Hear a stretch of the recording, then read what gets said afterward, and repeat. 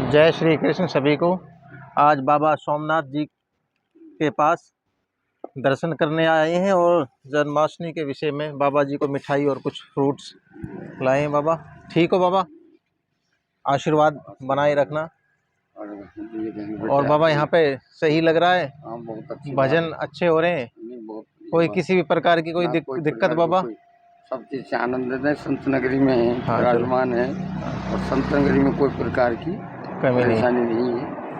और हम तो ये कामना करते हैं, देखो ये कृष्ण जन्माष्टमी है, ये सबके लिए जो है एक उत्साह और जो सब दिलों में भर के लाए। और धार्मिक कार्यों में जो है कि जब ये मामा भांजा थे तो ये देवकी के पुत्र कहलाते हैं। इनका जन्म तो देवकी के गर्भ से हुआ था, लेकिन तो कृष्ण जब ये देवकी को ला रहा था पहुंचाने के लिए उसके ससुराल, तो इनको आकाशवाणी होती है, अरे ये इसके पुत्र तेरे काल होंगे, इसको तो पहुंचाने ला रहा है।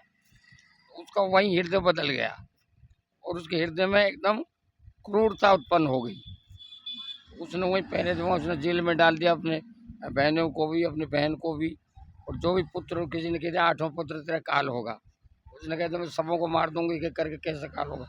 तो वो जो भी होता गया और उसको संतरी उसको देते गए और उसको जो है पत्थर की शिला पछाड़ता रहा, मारता गया।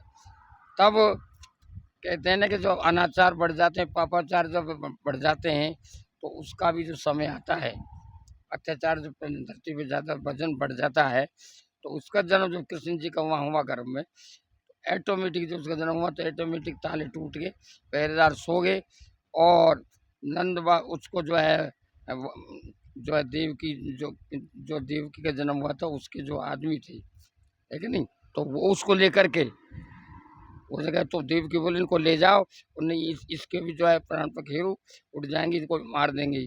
तो उनको वो रात को काली अंधेरी रात थी और उसको लेकर टोकरे में रख करके झटनंद गाँव बाबा नंद बाबा के वहाँ जसोदा जी के वहाँ लड़की हुई थी, उसको उठा लाए और उसको तो देवकी के वहाँ पास में डाल दिया और उसको वहाँ जसोदा जी के, तो वह बड़ा होता रहा।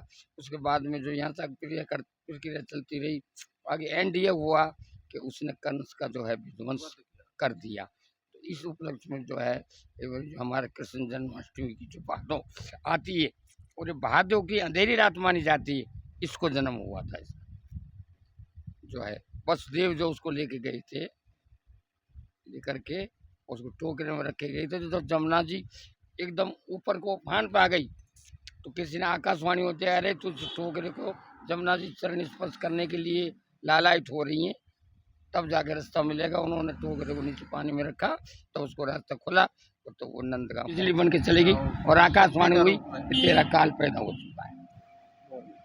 तो हम तो ये कामना करते हैं कि त्योहार हमें ये शिक्षा लेके आता है कि किसी से ईर्ष्या दोष सबको खत्म करके और धार्मिक कार्यों में अपनी प्रवृत्ति बनाए। बिल्कुल बिल्कुल बाबा, बिल्कुल।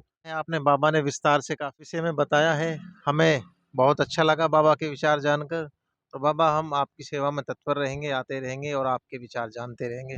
जय श्री कृष्ण सभी को।